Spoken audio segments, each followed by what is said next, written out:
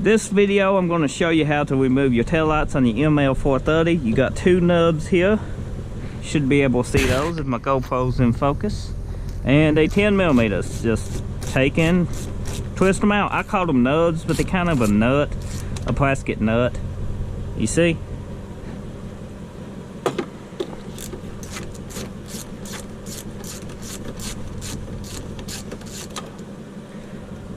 Take and keep up with these. You do not want to lose your nuts. With your nuts out of the way, take and grab your light like so, and it will just slide forward. It's got a little tab that it fits back inside here, and it plugged in. This wasn't even plugged in. Is the other side plugged in? Oh well, maybe that's why the brake lights wasn't working. Now, to change your bulbs, you got two tabs here. You mash this in and pull out. And two little tabs, and that's your bulbs. This does need cleaned. You can see the corrosion and everything inside of it.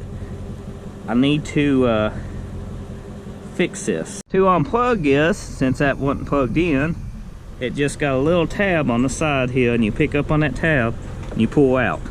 That's how simple it is to unplug your tail light.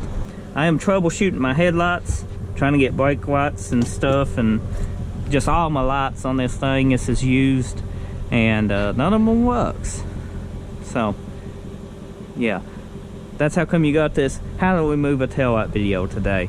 Just replace your bulbs, reinstall it the same way it came out. It's straightforward, it's super simple.